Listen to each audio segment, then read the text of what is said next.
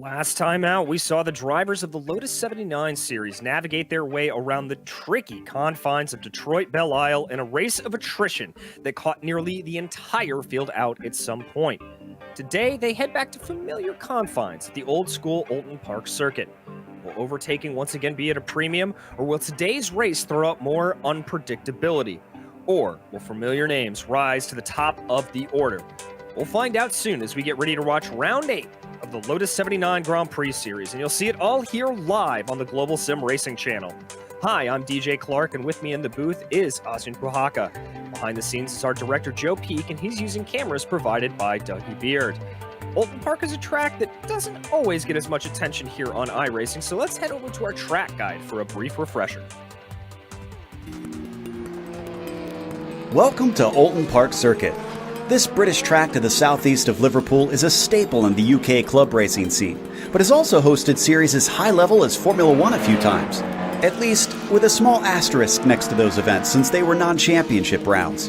The history and the lore of the venue is as unique as the layout itself. But that layout is more than just the international circuit this place is known for. An incredible 8 different versions can be run, but they all range between 1.5 to 2.5 miles in length. It's not exactly a long lap around here. What it lacks in that realm, it more than makes up for in bumps and hills. On top of that, Oulton Park offers some very fast corners, so you certainly won't get bored. Turns like Island Bend, Knickerbrook, and Druids can be utterly fearsome depending on which chicanes are at it. But even the slower corners often involve blind crests or kinked entries, making passing a very difficult prospect. In modern day, the place is mainly visited by touring cars, GT cars, motorcycles, and Formula 3. But here on iRacing, it's quite popular with the vintage community. Needless to say, this is a track that carries on the British tradition of fast, old-school style circuits that challenge and thrill drivers. It'll no doubt be a blast for both our competitors and fans today.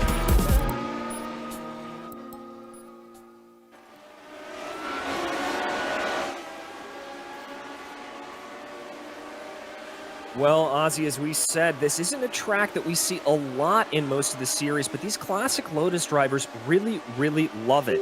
But what can we expect as they make their way around here? We can expect a lot of difficulties, DJ. I think that's the most important part to take away from here. You got 12 turns, you got 2.6 miles, 4.3 kilometers. It doesn't sound like much, and even if you look at the track map, it doesn't look like much, but what you can't see from these aerial pictures and from this track map is the amount of undulation. We touched on it before, and these Lotus 79 cars, they have such high downforce, ground effects, they're gonna really struggle with the elevation changes here, especially in the last corner. That's the place where I personally used to make most mistakes here. But then again, you got corners like Knickerbrook, you got corners like Druids here, Cascades as well, really high-speed corners, almost flat out, but not quite. A lot of them with early apex.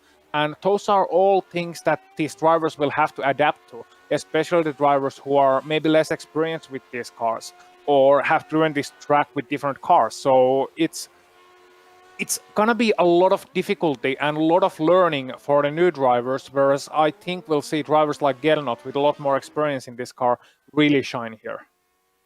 I have to say I agree with you. And speaking of those drivers with some experience, let's head over to check out our championship standings. There you see Gernot Fricha having a pretty large advantage there over Severi Seppa by about 30 points. As we get down to the closer end of the season, that may be a little bit unattainable for Seppa to try to catch back on him. Likewise, Michael de Turk about 47 points back, 57 points back, of Seppa. But Alex Millward closing down on 3rd place, hoping to have a good race here. And Ove Trangrade in 5th, having a little bit of an outside look there as well to try to get down on that. So some good battles starting to shape up. But what about the team's championship, Ozzy? Well, we got Williams still in the lead on the team's championship, only by 5 points ahead of the Arrows Racing team, though. Then you got the Frenchies, Renault, in 3rd place. They're still chasing down the leading duo. Then you got Permanent Racing Team, also known as Brabham, in 4th place. And finally, Team Essex Lotus running out your top 5. So we still have a 4-way battle for the team's championship. And that's great because people value at Classic Teams Championship a lot. It's for many of these drivers, it's the main thing to win the Teams Championship. And you get your name in a book as well. There you go. And as for today's race details, my apologies there in the intro, we are in round 11 of 12, so really coming down to the wire in this championship. Drivers are in store for a 35-lap race here today, and it is an open setup. But one of the great things that we do love about this series is the community, that a lot of drivers are very open with their setups for those that are not as necessarily mechanically minded. In terms of incidents, you get a penalty at 17 and a full-on disqualification at 25 points. But right now, drivers are out on track for qualifying. And to the surprise of absolutely no one, whoa, there is a little bit of a surprise, I should say, as Miguel Moreland and John Tackerberry jump up to the top of the charts. There we go. Justice slotting into third. We watch here our provisional pole seater, Moreland, as we've got more times coming in. Edwards slotting into third, Delmuth into fourth. Yep, a lot of these drivers waiting to get their qualifying started. In fact, I'm personally looking at Gernot just, who left the pit lane like 20 seconds ago. I saw him accelerating away from the window of our broadcast booth, and he was very late in getting started. This is not his timed lap yet. This is just his warm-up lap, and we have only 4.5 minutes left on the clock, which goes to tell me that they maybe waited for the temps to go down or the wind to turn or something else, and choosing to leave it at the last minute. We still have only 7 times on the board halfway into this qualifying session, so that's really unusual, as Alex Milward, one of the hometown favorites, gets over the line.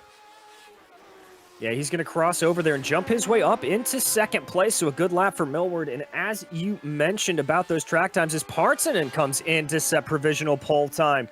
Very, very high winds out here today at 15 miles an hour. De Turk now jumping up to the top. Track temperature at a pretty good place, 32 degrees Celsius, 90 degrees Fahrenheit. So those will be pretty favorable for the drivers as we go along. Watching here, Armando Edwards setting his second time, jumping up into sixth. Looks like Milward is going to be done for the day. Here comes Jukka Tolinen as he works his way down and around. Good late apex there, down the diving hill and getting ready to come up over Deerleaf. That's not going to be the best time there for Tolinen, but he'll have one more lap to try to get a better one. Here comes Suarez. Yeah, Suarez 114.5 finds himself in 6th position right now. I'm watching Gernot meanwhile, because he is on the back straight on his first flying lap. I mentioned experienced drivers. Nobody has more experience with this car than Gernot Fritzsche. He has, I said this last week, and I'm going to use it again. He has more championships than I have fingers, and I have all my 10 fingers left. Actually, 8 fingers. Thumbs are not fingers, but never mind. Well, there you see Gernot working around that undulation like you talked about as Partsinen goes back up to the top of the list. There he goes, going into Lodge, down the run and up the hill into Deerlicht across the line. Let's see if Gernot's able to improve it all here. It's a 14-4 for Fritzsche, and I don't think that's going to count. He must have had an off track. Yeah, that pretty much has to have had an off track somewhere. I didn't quite catch where it was. 14.4, meaning that he has it all to do on the second lap here, and that is a surprise. It was on the first corner of his first lap. I just saw the feed looking back into it. Meanwhile, Tolonen is completing his final lap, and it's a 13.7, a great improvement for Jukka. He finds himself in third place. Wow. And now he's bumped down to fourth as Severi Seppa is able to cross over the line and get a better time out there. Here comes Fritzsche, as you said, all down to play for. Oh, into that very fast right-handed flick there of Knickerbrook. So terrifying and treacherous at top speed. Now going down into Druids. Not nearly as hard of a braking zone. He's going to come up here into Lodge. As he goes down the hill, you can see those little micro adjustments that he's having to make to the car with the undulation of the track. Here's another tricky corner. This is Deerlicht, making sure that you keep that ground effect working well. Let's see if Gernot's able to get the time in and have it stick. It does, and he goes to pole. Wow. Talk about handling the pressure, but he is not in the clear yet because Severi Seppa He did a 13.7 on his first lap, and that's usually the slower one. So we'll have to see what Severi does here on his second flying lap. He's pretty much the only one that can still unseat Gernot. And don't discount Severi. He is very fast. He's been racing in some Premier Series this season. He's improved a lot. Let's see if the improvement is enough. Oh, it is.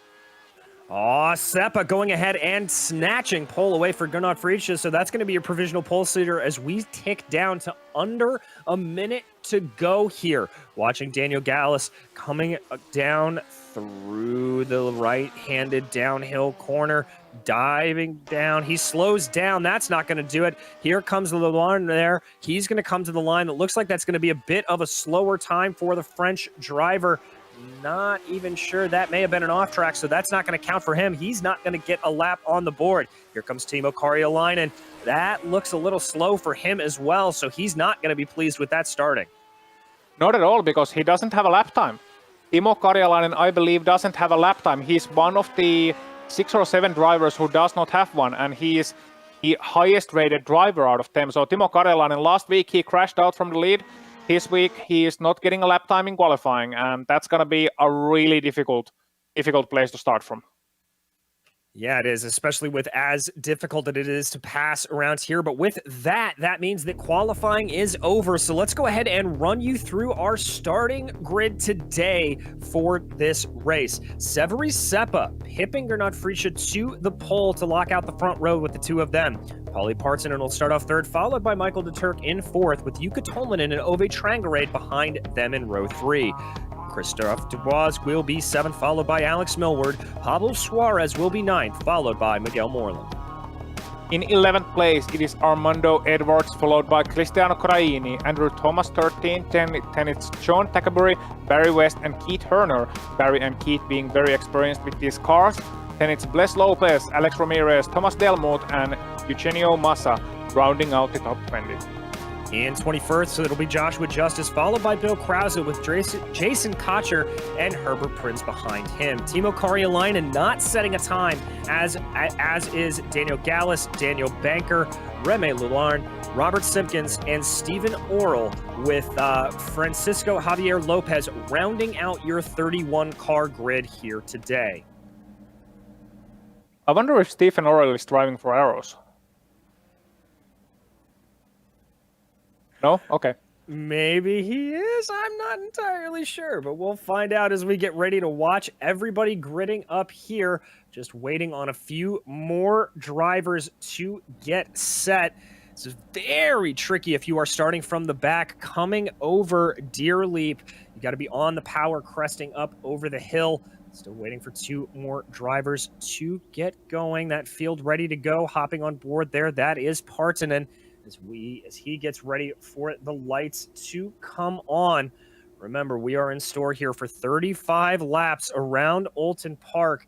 This is going to be tricky. I think we're definitely going to see some drivers struggling. There we go. The engines start to harmonize. The lights are on and lights are off, and there they go. It's a good start for Severi Seppa and for Partanen. He's already starting to challenge Gernot Fritzsche as they go down into the first corner. There they go a little bit more. Everybody's starting to spread out, and that's already Fritzsche up into the lead. Yep, Fritzsche taking an excellent start, taking the lead, just what he needed to do. We got a couple of cars off in the back meanwhile, but up front, it's everybody. That's Michael de Turk off into the gravel.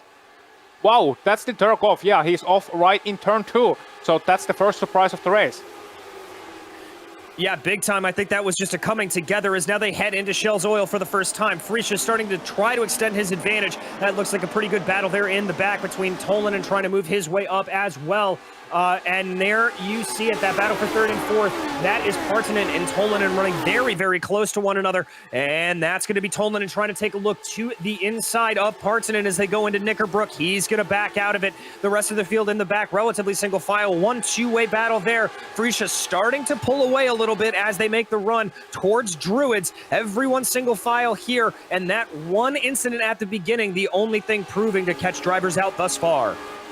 Yeah, Gernot is a disciple of Jackie Stewart race strategy. First lap has to be flying. You have to essentially assert your dominance on the first lap. Then you can maybe look a little bit, look to see where everybody is on lap number 2, see how the car reacts, see how cars turning in, and then once again, lap number 3, you have to be flying so that nobody gets an idea, as meanwhile Partanen gets an idea to look to the outside of Seppä. Yeah, I think Severi may have made a little bit of a mistake going there through the first corner, and Partanen tried to take advantage of it, but that move around the outside has now left him open to attack by Jukka Tolvanen. He's going to tuck in behind as they make their way through Cascades. Is he going to have to try to make a look? No, he's not. They're going to stay single file through Shell's Oil, that great banked hairpin, as they continue now to work their way down the corner towards Knickerbrook.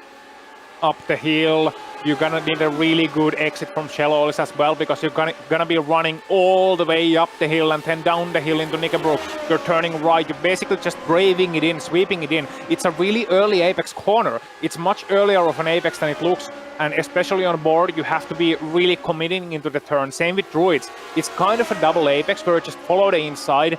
Don't worry about the track too much, just look at the curbs for guidance.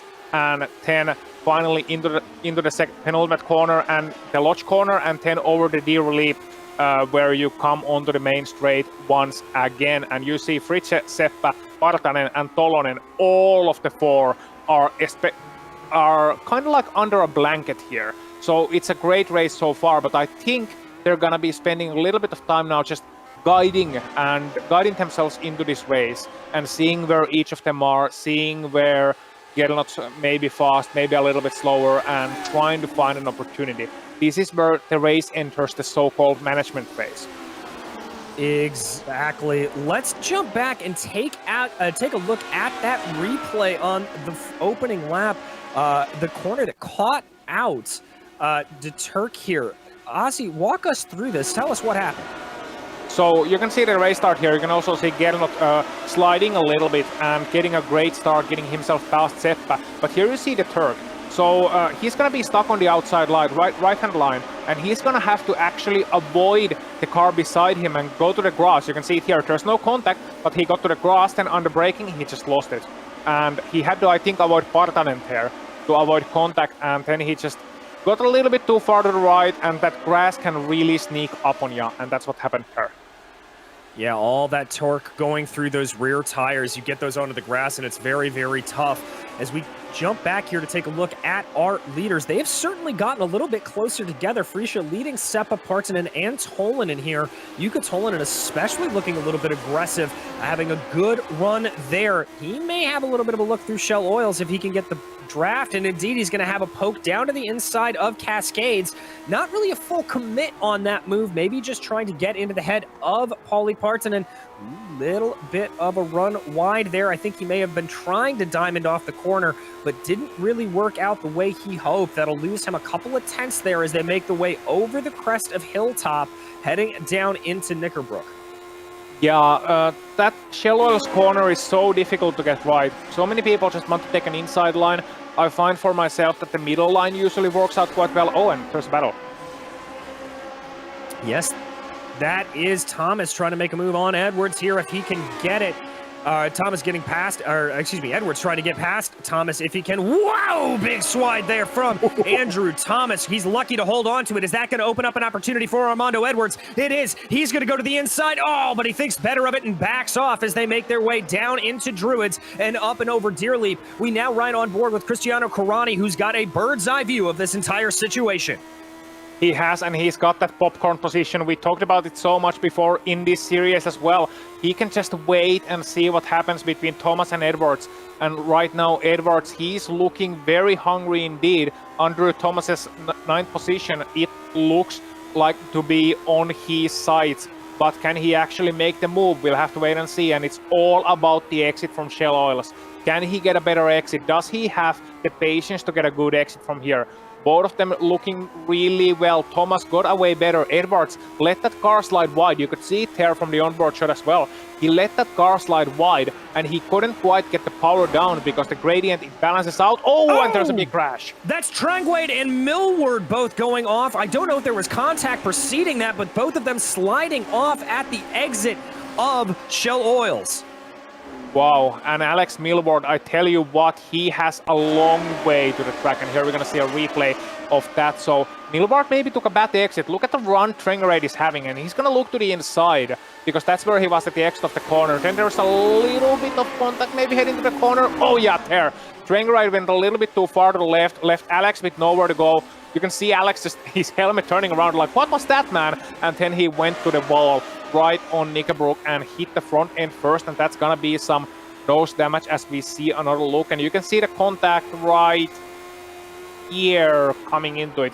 Yeah, so Uwe was maybe going a little too far towards the left. Like, he wanted to even out that corner, and he wanted to take space away from Alex. Like, give Alex a signal, hey man, don't fight this. But he got a little bit too far to the left, left Alex with nowhere to go, and as they come on the braking, there's just gonna be a contact and another car running out of the track there. And that's gonna be Bless Lopez. That is Lopez indeed, and yeah, my apologies, that was Knickerbrook, that they had that accident and not Shell's Oils. So here they go, getting back and getting everything back under them. A lot of back and forth here already, this track catching out a few drivers as they get their way up and going here. As we watch this battle starting to shape up, that's the 23 on your screen of Thomas Delmuth trying to chase down Bless Lopez after Lopez had that off. Yeah, great to see some mid-pack action here as well, but I think Lopez is starting to gradually pull away as well, and we come back to the lead pack and just look at this view. You got Fritsch, you got Seppä, you got Partanen, and you got Tolonen, all in the same pictures, while Dubois is trying desperately to chase after them. But this is the real battle. Gernot just biding his time, and this is such a Gernot place to be in. You're in the lead of the race, you're controlling the race, and I want to see the straight line speed, because usually when Gernot is up near the front in qualifying, where he will inevitably be, he's gonna have greater straight line speed than the others, and that's the case here as well. He's got same top speed as Seppä, 261 km an hour, heading into Knickerbrook.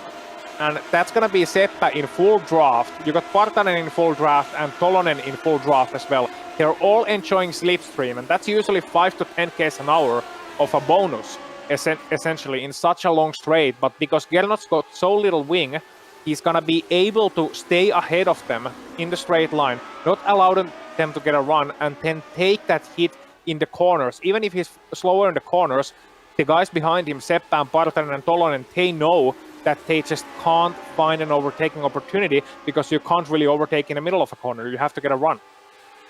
Exactly. We've seen that strategy play out for Fritsch many, many times before.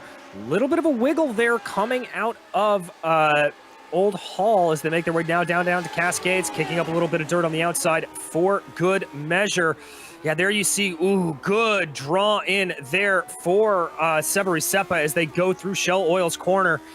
But once again, as you said there, Ozzy, not really able to get the run off of the line. Fritsch is starting to pull a little bit of an advantage, and that will certainly help him out. Now, the other thing the drivers in the back may be hoping for is, remember, these cars react very differently on lower fuel loads. So we may see a little bit more raciness out of them as the fuel burns off as this race goes along. Remember, this series does not usually feature pit stops, so it will just be a matter of running that tank to as empty as humanly possible. Yep, and that tank is going to be like 63 liters, maybe 65, maybe 61 on full fuel load, so that's going to be around 60 kilos. That's going to be 140 pounds there or thereabouts for you Americans watching out there, and that's a significant amount of weight in cars that weigh around 500, 550 kilos. These are very, very light cars. They are all race cars. They're 500 to 600 kilos. They're very light. So that's going to be like 1/6 of their weight, 1/10 of their weight, rather, in fuel load alone. And that's going to change the handling. And the fuel tank's right about in the middle of the car, but usually when the fuel burns off, car's ride height is going to increase by a couple of millimeters, which is going to be a significant effect. And the weight is kind of changing so that the rear is a little bit looser. And that's why on board of these cars you got these anti-roll bar or sway bar adjustments, which was an invention brought by Mario Andretti to the Lotus team of Colin Chapman in the 70s. These onboard anti-roll bar adjustments, and you can just turn dial in the car as you could do with the real car, and you can adjust the handling of the car on the fly on both front and rear anti-roll bars. Can indeed. Thank you to Mario for that, but we're going to jump back to this battle for P11. That is Barry West leading Miguel Moreland and Keith Herner. Herner having a good look down into Knickerbrook. Behind them, that's Alex Ramirez now starting to have a little bit of a peek to see what they can do as they make their way through Druids. Heading down that very bumpy, undulating run into Lodge Corner, now heading over Deer Leap. That's the 25 right there on your screen, looking very, very racy, it has to be said. Here they come across the start-finish line, little bit of slicing and dicing. Who's going to be able to try to make a move here as Alex we ride on board with again. You can see him as Herner's trying to get anything that he can over Miguel Moreland. Not doing right there. Maybe he can keep the run as they go down through Cascades. That'll open up a good opportunity into Shell's Oils. And there he goes. Oh, that's Herner. Wow, Code Brown moment there for Alex Ramirez. Yeah, you're not kidding. Wow, so that's his Ligier around the beautiful blue car. And we're going to see a replay of that, see what happened. So he's just tossing it in the left-hander. That's usually a flat-out corner or almost flat-out corner. He's in the dirty air somewhat, so that could play an effect. But I think he just lost it mid-corner. Yeah, he just went in on a bit of an angle, lost it mid-corner, lost the rear grip, and just spun it around. He was lucky not to hit a wall and make it pretty much a spin instead of a crash, but he lost a lot of ground. And we see another car going off there behind the pack. Yeah, but that was a like lap car. Lapped car went off there.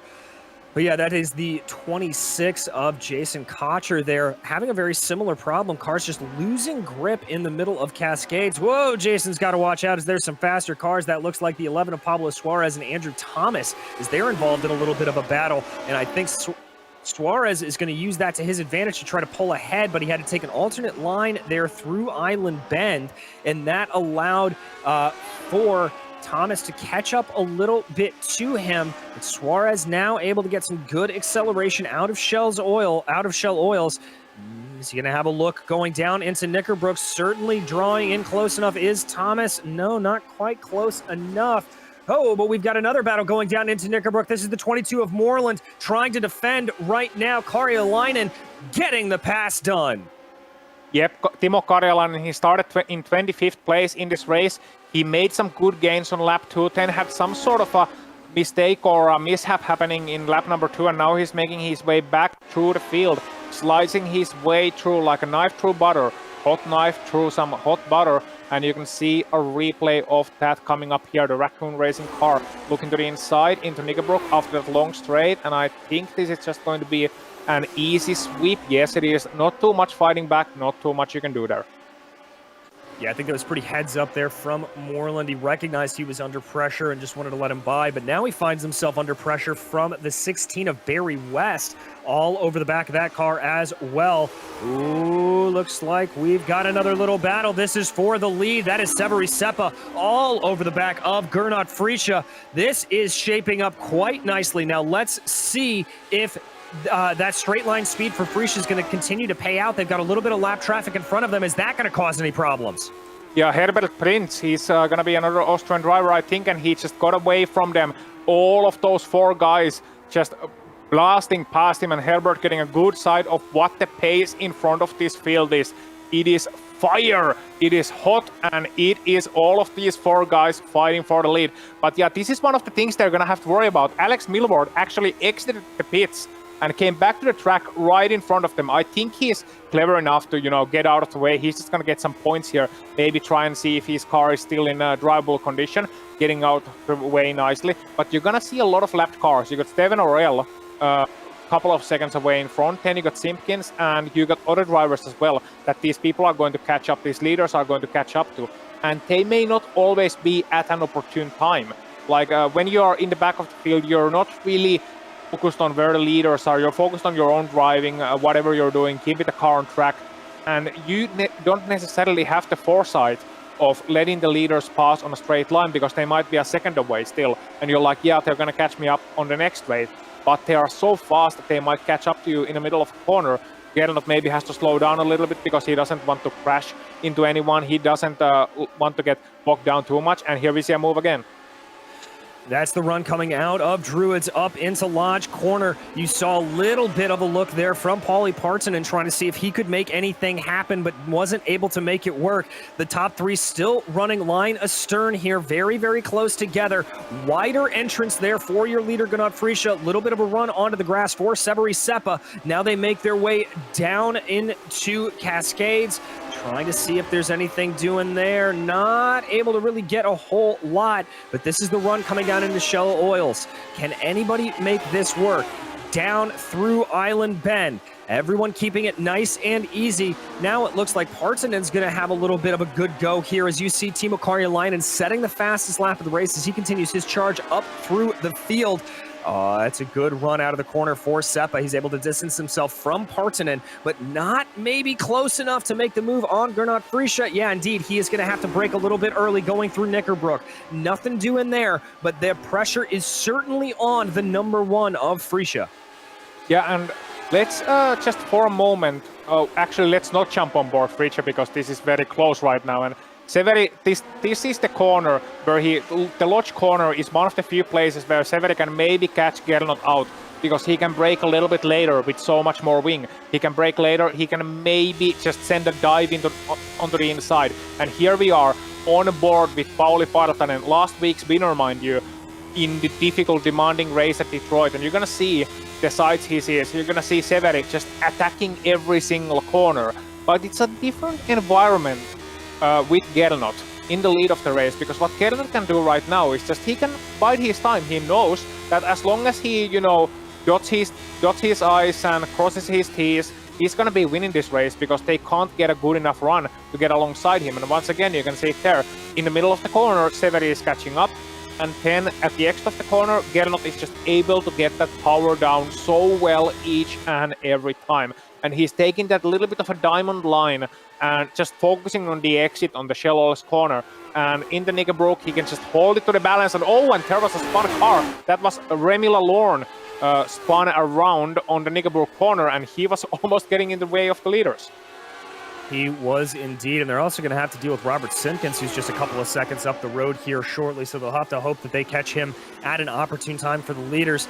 And there again, you see just how close Seppa is able to get on the run going into Lodge, climbing over Deer Leap right now, looking out the back of that lapped car of Robert Simpkins. That's got to be a little bit of a terrifying image to see in his mirror, that yellow and white machine of Friesche, knowing the leaders are coming on. I have been in the position to be a lapped car many, many times, and I am always terrified that I'm somehow going to mess up the leaders' race. I hope that is not going to affect Simpkins here as they come up, sweeping down into Island Bend. Big wiggle there for Friesche. Yeah, and he was getting a little bit loose in that dirty air. I think that's a new experience for him in this race. He doesn't quite know how this car handles in dirty air with this particular setup in these conditions. Simpkins getting out of the way, and I think he's going to lead the whole foursome of cars away on the straight. Yeah, he is, and that was good heads-up driving by Simpkins. Sometimes you let them by one, and that's a mistake, really, because those guys are going to be stuck behind you. Instead, if you get well out of line and make your intentions clear that, hey, I'm going to let you by on the left side, they're going to all pass you on the left side, and that's just the right thing to do here. But I'm wondering, what can Severi Seppa do here to really get under Gernot Friesche's skin, to make Gernot Friesche defend? I've been in this position that Severi is in right now. I remember one Sebring race in particular where I was driving behind Gernot. I was faster than Gernot the whole race, but I was behind him because I didn't have the straight line speed to pass him. And I spent the whole race like, okay, trying to get close and then thinking, what is my move? I made my move, I failed back 10, and I didn't win the race. But Severi now has to pull a trick out of his hat. Tries to pull the rabbit maybe out of his hat and see what he can do, because he knows that, okay, the back straight is maybe not his best opportunity. He will never, ever, ever get a run to the inside of Knickerbrook, and even if he will, he will just get fended off by Gernot. So he has to make Gernot defend. He has to make Gernot worry. That's the first thing, because even if Severi is like 2/10, 3/10 away, he's been like 3/10 away for the last 5 laps, and Gernot has not made a single defensive move. And that's the secret to why it's so difficult to overtake Gernot Friesche, because he just doesn't budge. He doesn't give you anything. Even if you want something, he doesn't give you anything. even when lesser drivers would close off the inside, he just doesn't give it to you. He doesn't give you that exit because he knows that once he starts to drive defensive, it's gonna be a matter of time. Yeah, exactly. And so that's going to make it all the more difficult on Seppa. A little bit of a wide run there for both drivers, but Seppa getting a very good run out of Old Hall. He's closer than I've seen him in a hot minute. They're a little bit sideways going through Cascades, but again, Freacha just able to start to stretch his legs on those straightaways, going down in through Island Bend. Again, a little bit of a wiggle there from Freacha with that lower downforce setting. That car not as smooth as he would like it.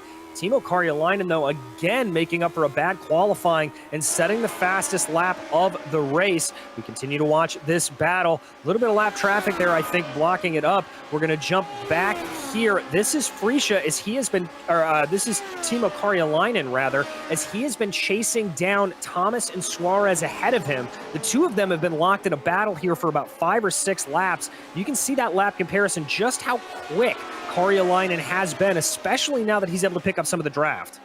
Yeah, and we should jump back to P2 because Partanen is making some moves there, and you can see it right here. Going to the inside of Severi Seppa, and they're side by side going into the rear leap. Wow. Getting a little bit spicy there indeed as they cross over the start-finish line. They're going to come out in the same order that they came in. We're going to jump back and check out the replay here. Ozzy, walk us through this. So you're going to see here Seppa getting, Partanen getting tired maybe of Seppa unable to get past Fridge, and he's going to send it to the inside in the lodge corner. Unfortunately for Partanen, he was getting a little bit loose on the exit, and that's why he was unable to finish off that move, but he sent a clear intent, and that's so important. I talk too much about the mind games here, but he sent a clear intent, and here's Tolonen. Tolonen going for the move down into Knickerbrook. He doesn't look like he's fully alongside, and that's going to be Partanen defending late on the brakes is Partanen, and he's able to hold that off. Great run there for him. Excellent, excellent, excellent run, and that was so close.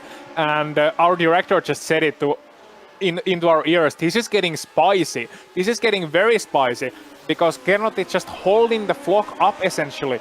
He's like leading them away. He's like the mama duck. I think that's the comparison that springs to my mind. He's like the mama duck who is just herding his flock away, or her flock away in this case, or in that case, whatever the case may be. And Seppa is just getting a little bit anxious behind. Partanen is getting a little bit anxious. Tolonen is getting a little bit anxious, and Karjalainen is looking to make some moves, maybe into 7th place. And I think that's as far as he's gonna climb, but he's sure not gonna give up that one easily. No, he's not. You see the pressure there he's putting on through Old Hall. That is on Pablo Suarez, as he's now really trying to apply that pressure going down through Cascade. Suarez taking that later apex, and that really cost him. Karjalainen on a big move here. He's got the run if he wants to go for it. Looks like there may be a slight bit of front wing damage to Karjalainen's car, but that's not slowing him down at all. He's going to try to go around the outside of Shell Oils. That's not going to work for him. He's going to have to lose a little bit of momentum. Andrew Thomas thought about having a look there, but Karjalainen able to hold it off. He's going to have another lap to re-rack here before he takes another crack at Pablo Suarez. Yeah, and he's going to have to wait and see, but this is, he can afford it. Because you look at the gaps, he's got 14 seconds between Suarez and Trengerade. Well, 13 seconds really. And Karjalainen is not realistically gonna catch up to Dubois or Trengerade. So this is as high as he can go. Pablo Suarez, and he can afford his time, but I don't think he will take his time. He's instead gonna look to the outside of the lodge corner, because why not? Let's see if this move works out for him. No, he got the exit. He got the exit. I was all ready to be sarcastic about it. Let's see how that works out for him and all, but he actually pulled that off on the outside, and that was awesome.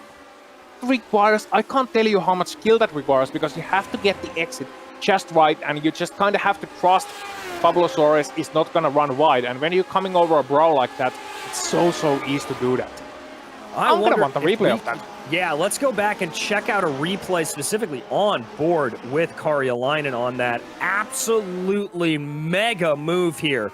You can see it We're going to have to go back here. There it is. You see the setup going to the outside, setting him up here as they go down through Druids. Now, that double apex, he knew he had it. He had a good run on Suarez. Suarez going defensive onto that line. Oh, you can see just how infinitesimal that gap was, but absolutely sticking it was Timo Karjalainen. Yeah, and what you couldn't see on that replay, you could actually see a glimpse of it earlier, so no need to run it again, but his wheel was like, when he was exiting the corner, his steering wheel was like maybe 5 degrees to the left on the right-hand corner. So he was counter-steering it just a little. He was so on the edge of the grip that it's unreal. Like 1% more and he would have been around, 1% less and he wouldn't have gotten that overtake done. So he was just right on the edge, as we can see. A man who doesn't have to be on edge right now, because he's pulling away from Seppa, from Partanen, and Quint essentially from Tolonen as well, who is starting to lose even more ground, and that is Gernot Fritzsche. And we see an Arrows car as well on the pit lane, and I wonder what's happened. We're going to see a replay, and he's been to the wall. Ooh, that looked like a hard hit. I believe that's Andrew Thomas who was involved in that battle with Suarez and Karjalainen. Let's see what happens here. Dives it down. That's a wide line on the corner. Able to gather it back up under the grass, getting by some lap traffic. Oh, contact with lap traffic and a hard slap into the wall. Yeah, it's at times like these that I'm glad these are only virtual cars. The racing is real, but thankfully the cars are virtual, so we don't have the after effects of that, because I tell you what, he's going to be a sore man in the morning otherwise. Might still be if he's got a direct drive wheel, but here we see the battle for P number 2, Partanen.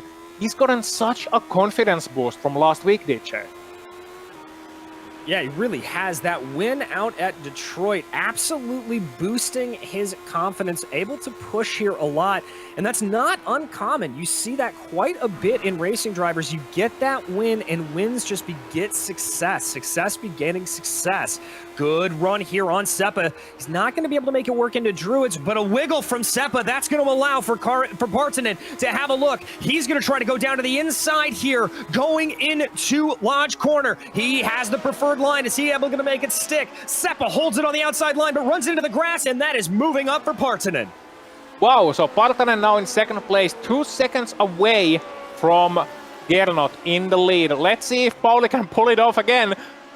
We kind of rode him off last week in Detroit. He went on to win the race. Let's see how his pace is here, because he's going to have more wing as well. He wasn't really catching up to Seppa, mind you, in the draft, so they're around in the same range in wing, in terms of having wing. So he's going to be slower on the straights than Gernot, but you can see how much time he's making up in these corners, and Gernot's caught in some traffic as well. So this might just be a chance for Pauli Partanen to really start eating away into that lead. And for someone, even someone as tough as Gernot is, he's going to be no doubt looking at the gap, looking at the relative screen on the right hand, usually on the right hand, on the left maybe if you're a psychopath, on the screen, and he's going to see the relative, and he's going to see that coming down to Pauli Partanen behind, and it's going to make him wonder. It's going to make him wonder like, is he going to catch me up? How is he going to approach this? And we see a car around as well, and I think that's one of the lappers. That is one of the lapped cars, but yet another Code Brown here for these drivers out on circuit. Very lucky to get by. Look at this, though. That's Jukka Tolonen starting to close in on Severi Seppa. That move that was made by Partanen definitely giving Jukka some ideas, at least it was, until both he and Seppa getting a little bit friendly with the outside grass there on the exit of Old Hall. Do you know that we actually call the, plastic palm trees and stuff like that, plastic trees that you buy as decoration? I promise this is related. No, I can't say I do know what you're talking about. Okay, we call them Jukka palm tree in Finnish. All I'm saying is that it's about to get warm and he's in his natural environment. Well, there you go. Not only are we providing great racing action here on GSRC, we're also teaching you a little bit of Finnish along the way. So there you go. Yeah, a palm tree being palmu is so difficult to get, I tell you, man. In other words, the Finnish word for dragon is lohikäärme. So there you go. That translates to salmon snake, because our language makes sense. Back to the racing action. The thing is, Tolonen has gotten a second wind now because of the battle between Partanen and Seppa. He's been able to catch back up into this draft. He's been able to find his way back into this podium battle. And all throughout this race, Tolonen hasn't really made any big moves. He hasn't really been active in this battle. I think he's content just seeing what they can do, seeing their pace, and maybe pouncing when the opportunity is right. And so we got drivers with very different goals. We got Gernot just trying to hold on to his lead. We got some lapped cars in the form of Jason Kotcher just giving Gernot some more gray hairs, and Partanen trying to catch him up. Then we got Seppa, maybe focused on reclaiming that second position, and maybe a little bit angry at Pauli to, you know, let Gernot get away. Because in a pack like this, you kind of trust the drivers in third and fourth in the pack to not make any moves in order to stay with the leader. Well, Partanen just, you know, went into the game for himself, wanted to get that second place away from Severi. So Severi is going to be a little bit flustered about that. And then you got Tolonen, who really doesn't have any reason to be flustered about anything. He's biding his time, but he's also looking ever better. As the race progresses, Tolonen has a car that's suddenly looking really balanced right behind Severi Seppa. So maybe he has a chance at that podium yet. Yeah, he very well might. I like the sort of strategy here that Tolonen is running. Frankly, it reminds me almost a bit of an oval driver in the way that he would approach a race, specifically like the great Rocket Rick Mears. Just let the race come to him and not take any unnecessary opportunities at an overtake. But here they go. Yeah, Partanen really starting to close in that gap. Whoa! Oh no! Contact! Wow! And Gernot's in second, Gernot's in third, Gernot in fourth! Tolonen gets past him too. So suddenly we have a Finnish 1, 2, 3, and the Finvasion is real, and Gernot Fridge is finished. Or is he? Because he's trying to get back to Tolonen. It's all just got entirely too real, entirely too quickly. It did indeed. Let's check out this replay. Now, this is coming on the exit of Shell Oil's corner. You can see there that was Fricha just getting too much speed into it and getting a little bit excited. There was Pauli Partanen just trying to go down the inside as Fricha tried to gather the car back under him. And if you look here, we're going to check out the replay. Watch the hands on this car. He just takes in too much speed and loses that rear end. And Partanen had to go inter because that was his one chance. But you can see, look at Gernot heading inter. He's oversteering a little bit on the corner before, and then he ran a little bit too wide. He hit the marbles, and then Partanen just ran into the back of him. Because I don't think Partanen was expecting that either. But maybe he could see Gernot. I would really want to see Partanen's perspective of that one. Because Partanen was the one who really could see what Gernot was doing and made a split-second decision. And here you go. He's just trying to go into a gap that's disappearing because Gernot's too busy gathering himself. And I don't know, maybe he should have let up a little bit. But on the other hand, that was also going to be his one chance. As we are fighting between Sepp and Partanen. That's side-by-side going through Knickerbrook. They're still there. Fricha trying to make this Noah's Ark, going 2x2 with Tolonen behind them. Tolonen just waiting to see what happens, but that's Seppa down to the inside. That's Tolonen around. Tolonen spins. He sends his Ferrari into the gravel, and they're still fighting for the lead, DJ. They are indeed still into Old Hall Corner. They continue to battle it out, and that's going to be Seppa being able to take the advantage. Excuse me, that was down into Druids. Now it's maybe time for Pauli Partanen to fight back. Fricha still looking aggressive, moving it in as best he can. They're coming up on some lap traffic. That's Simpkins in front of them. Is that going to cause any problems? No, excuse me, Simpkins farther up the road. I'm just so confused. There's so much action going out on track. Everything's blending together. It's now Seppa leading from Partanen, leading from Fricha. Fricha trying to get some straight line speed to maybe make the move down into Shell Oils. This race only 7 laps to go, but still plenty of action out here. I can't help but wonder as we jump to the replay with Tolonen. I'll come to my point later. So you can see him spinning around, and I think we're going to have to wind this back a little bit. There we go. Getting the pens out and the VHS tape rewinded, and he has such a great run of Knickerbrook. But he has nowhere to go. You can see how narrow the track is. He really has nowhere to go. So he's going to turn into the corner. Oh, and he got the grass. He got the grass, and I think Gernot got a bit of a moment saying, uh-oh, there's going to be one more spinning around. But yeah, I wonder if Partanen and Gernot both have damage. I know Gernot does on the right side of his car. That was such a hard impact with Partanen in the middle of the shell oils corner back when Gernot had his little bit of a mistake. And I wonder if Partanen's got a bit of damage as well, and that's affecting his driving. And Seppa, once again, looked to be out of it. He looked to be dropping into P4 potentially. He's now finding himself in the lead, and Partanen's just willing himself on, trying to stay behind him, and we still have 6 laps to go in this race. Anything can happen. Loud noises, DJ, motor racing, one that started on time, no less.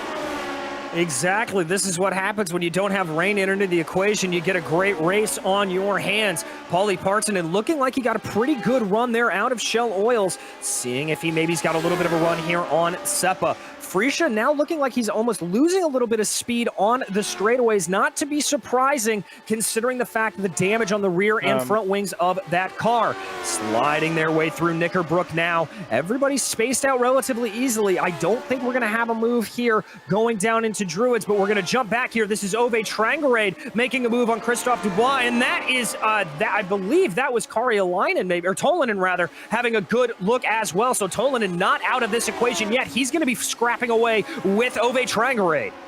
Yeah, he is, and that's going to be a feisty battle. They also have a lapped car in the form of Bless Lopez just ahead of them, the number 20. He's going to have to get out of the way really soon because this is going to be hot. It's going to be Tolonen and it's going to be Uwe, and we are watching them heading onto the main straight. Dubois as well. He's lost 2 positions in the space of 1 lap, both to Uwe and to Tolonen. And here we see Tolonen getting a great exit.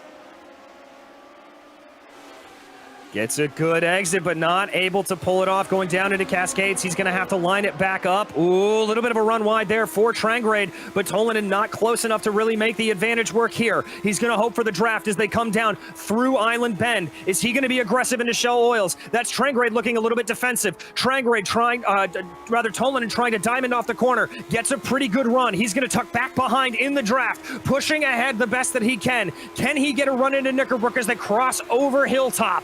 He's getting closer and closer and closer. Does it look like he's going to go for the full send into Knickerbrook? And indeed, he doesn't. He's waiting, but he's only got 4 laps at the line to try another move. Yep, and you can see Uwe just taking the middle line. That's very sneaky. That's a veteran move from the young Norwegian. Take the middle line on the run to Knickerbrook, and that's going to make Jukka Tolonen second guess himself. Do I want to go inside? Do I want to go outside? But Jukka is looking to the outside, into the lodge corner, and he's going to need a great run. Not quite able to pull a Timo, getting a little bit too sideways. That was rally style from Jukka Tolonen. Unfortunately, not the fastest exit. No, not the fastest exit. Those rear tires complaining as they work along. And just to be clear, that is not lap traffic holding on to the back of Jukka Tolonen. That's Christophe Dubois holding on. So he is in that 4th position as well. This is a 3-car battle here for P4. Yes, it is. I'm just keeping one eye on the leaders. Let's stay on this, but I'm just keeping one eye on the leaders. Update is no updates. It's still very much a trio. Oh, move for third. Move for second, rather. We got Gernot to the inside on Knickerbrook. Not quite able to pull it off, but yeah, his top speed is very much still in there. 270 for Gernot, 260 for Partanen, and that means Gernot can try for those overtakes, and now he's got his car back under him as well. So we got 2 great battles going on around the track. Wow. Yeah, you can't take your eye off of any of this action. Partanen really starting to try to put pressure there as they come up through Lodge, over the hill of Deer Leap. A little bit far back to try to make a move into the first corner if he can, I think, at the moment, but they're definitely moving it along. They very much are. Wow, you can see the view from the rear wing of 77, but just looking behind, you got Partanen and you got Gernot as well. And you can just see I'm willing to bet he's sweating bullets right now. Oh, Gernot has to make a big save. I think Gernot just pulled off a 2-foot magic save. I want to see a replay of that. And DJ, do you know what a 2-foot magic save is? You've got me with these terms today, Ozzy. I don't know what a 2-foot magic save is. Okay, so basically, I'm going to explain as he goes along. As he gets loose, just into the island bend, he's holding onto the throttle, and as he loses it, he's gonna brake. You can see the wheels locking up there, and that's why it snaps so quickly back. You press both pedals, essentially, throttle and brake. You don't need the clutch. That's actually the third pedal in this car. But throttle and brake, you push them both as you get loose. Instead of countersteering, you can see him essentially locking up, and you can hear it as well. You can hear the rev stop. There you go. And just a little bit of countersteer right as it exits, and that's gonna heat up the tires a lot, but it's also gonna pull the car straight because something conservation of momentum physics, complicated stuff. It works, and Gernot knows it. It works, and I learned a new technique to help myself stay out of the wall today, so thank you for that, Ozzy, but we checked back in. It's a technique, not a miracle. All right, there it is. All right, but that battle for P4 heating up once again. Tolanen very close behind Ove Trangerade. They make their way down through Island Bend. Is there anything? He's going to try to take a look at the outside into Shell Oils. Almost coming together. Using a little bit of the camera there is Tolanen, but a better run off of the corner is Trangerade, but there's still an overlap. They're going to keep this nice together. Almost contact again. They're still side by side. That is Tolanen hoping he can get a little bit of a better runner on the outside of Knickerbrook, but it's going to be the preferred line to Ove Trangerade. Who's later on the brakes? It's Trangerade. Almost contact between the two. Big wiggle. There was contact, and that's Dubois up into fourth. How well did Dubois read that? How well did Christophe Dubois just read that? He was seeing them side by side, and you can see his view from right here. And he's gonna see, okay, these guys are battling. They're not gonna let off. That's gonna be Tolonen and Trangerade battling. And just see what happens when he comes into the corner. He's gonna be like leaving a little bit of a gap in there, breaking early, and then holding on to the inside, and oh! Wow! That is by the skin of his teeth. Absolutely incredible commitment there from Christophe Dubois, nailing how to get that done. But we've got to check back in on our leader. This is Severi Seppa as he makes his way down into Cascades for the last time. Excuse me, he is farther along than that. He makes his way down into Knickerbrook for the last time on the last lap of this race. That he does, and what a great race for him. They lost Gernot having to pull back, and he's got Partanen as well, a suitable distance behind him. What a race from Severi. Wow. What a race indeed. Patience and taking advantage of opportunity as it came to him through that final lodge corner, up over Deer Leap. And your winner here today at Oulton Park, Severi Seppa, followed by Pauli Partanen and Gernot Fritzsche, able to withstand into third, but this is that battle we were following. Dubois trying to hold off Ove Trangerade. Trangerade trying to get a move over Deer Leap, but I don't think it's going to be enough. It is not. That is going to be Christophe Dubois, Ove Trangerade, and Jukka Tolanen to round out your top six. Ooh, that got hairy. That got hairier than a Yeti right there in the end, because we got two battles. Like, when you only have two battles out there on the racetrack, make sure the battles are for first and for fourth, ideally, because you got three-way battles for both positions, usually that way. And that's what happened here, but it was twists and turns, and we got less lost leads than last week, but it was also very similar to last week's race in a lot of ways, because you had so much drama, and you had an unusual amount of mistakes, but also so much great racing here. And that just goes to show you, difficult to overtake doesn't necessarily mean a bad racetrack. It just means it's a more tactical race. Or in this case, it requires a lot more bravery. Wow. Exactly. And we are here going to take a break on GSRC to catch our breath after that exciting race. But don't go anywhere. We will be back with a recap of the unofficial results as well as interviews with our leaders. So stick around.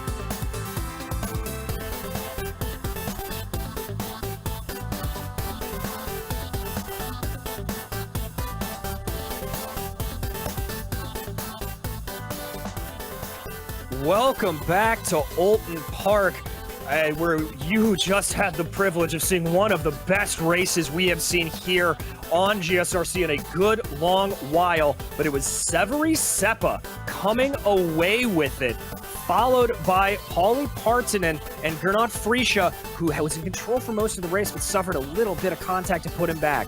Christophe Dubois came home fourth with an incredible move to get around Ove Trangerade and Jukka Tolinen behind him. Timo Karjalainen came home seventh on a charge through the field with Pablo Suarez, Armando Edwards, and Barry West rounding out your top 10. And in 11th place, it's Cristiano Coraini ahead of Alex Ramirez. Then you get some drivers one lap down. Keith Herner, Sean Takabury, Bless Lopez, Miguel Morland, and Thomas Delmuth.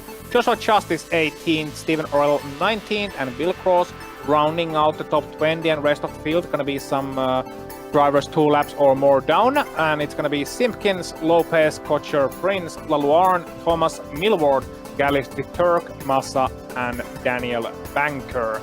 So that's the 31 driver field.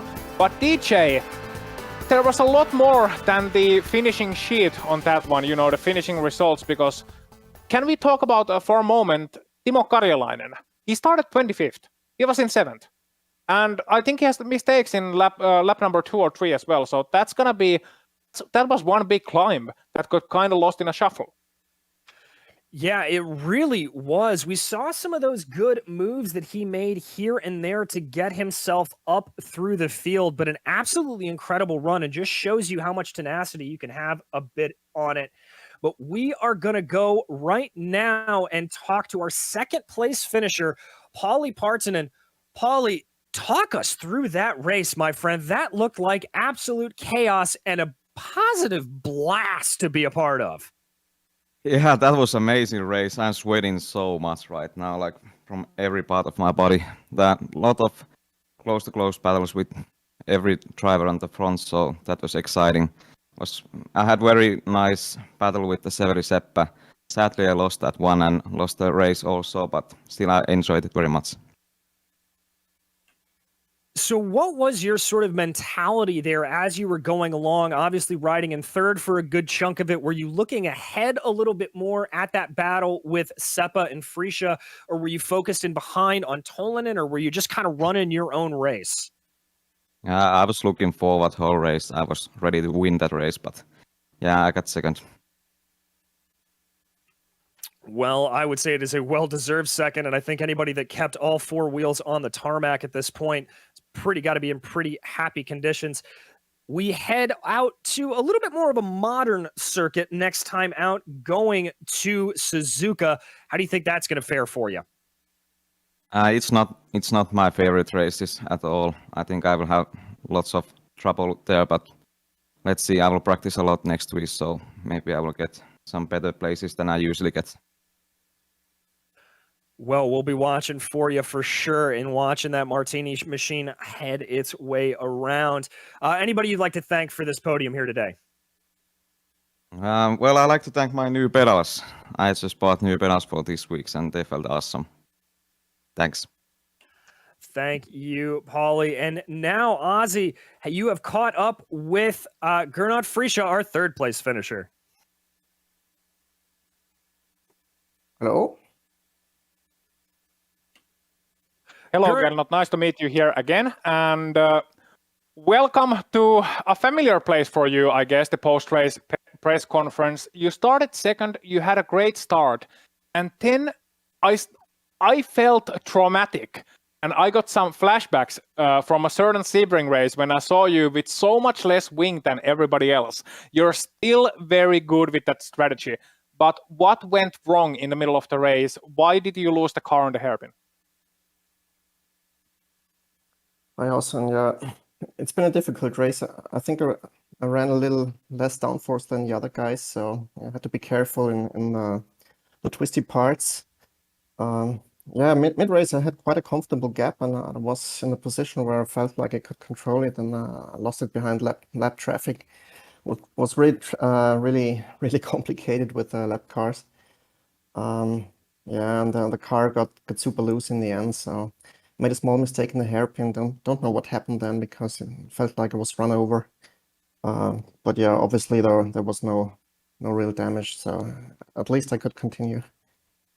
Yeah, the gap kind of closed on Pauli there. I think that was what happened there. So I didn't see anything malicious, but yeah, it was from a driver's perspective must have been confusing. So Gernot, when you are in the lead of the race, you know you have less wing, and you have 3 guys right behind you.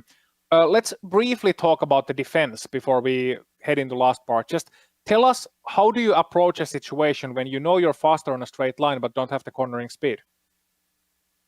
Just simply focus on the exits, because on the straights it should be hard for the other cars. So the last 2 or 3 corners were the tricky ones for me in this race. I think I was quite confident on the other parts of the track.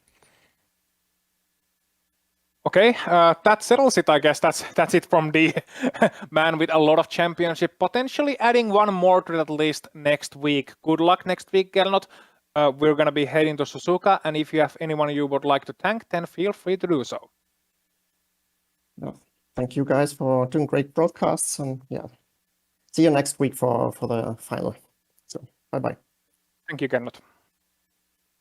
And there we had Gernot Fritzsche, and I believe DJ has caught up with our 6th place finisher.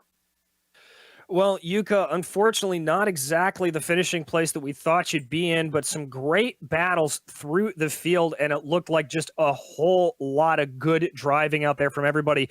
But how was it for you behind the sim?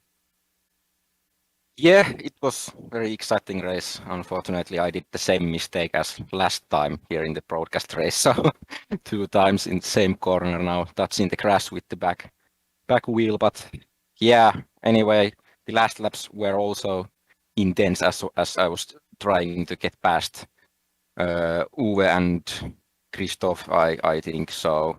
But yeah, in the end, I lost also that battle. But I had lots of fun, and yeah, I don't have enough races from this season anyway to really fight in the championship. So I'm just enjoying myself the last races here. So yeah, that was fun. Well, in terms of enjoying those races, do you think you're going to enjoy Suzuka out next time? Well, I'm not sure yet. It depends on my other schedules. So let's see. I would like to, but I'm not sure yet if I can. Well, we'll be hoping that you can be out there, my friend. Anybody you'd like to thank for this run here today? Well, you, of course, and all the CTC guys, and I was practicing this week with Pauli and Timo quite a lot, so thanks for them as well, and yeah, thanks. Thank you. That was Yuka Tolan and your 6th place finisher. And that's going to wrap up our broadcast here today. But before we go, we want to thank the companies that provide the software and hardware for our broadcasts listed here on your screen. We also want to give additional thanks to June Lalonde, who provides our wonderful music. See the screen for how to get a hold of more of her great work. Special thanks to the team today, Ozzy, Joe, and Dougie. If you'd like to find out more about GSRC, including upcoming races, you can find us at globalsimracingchannel.com, or you can check us out on social media through the outlets listed on the bottom of the screen. If you'd like to support the channel, head on over to our merchandise store at simracingmerch.com/GSRC. The link is in the description below, and don't forget to subscribe to our YouTube channel so you don't miss a moment here on the Global Sim Racing Channel. The next race for these Lotus boys is going to be at Suzuka, September 5th at 12:30 p.m. Eastern Time. We also have upcoming races for other series listed on your screen, so check them out and mark them down on your calendar. And up next, in just a few minutes' time, it's the Absolute Beginners League Formula Neagle. From the Nürburgring Grand Prix circuit, it is their season finale here, so jump on over and be sure to check that out. Until next time, race clean, race hard, and we'll see you on the track.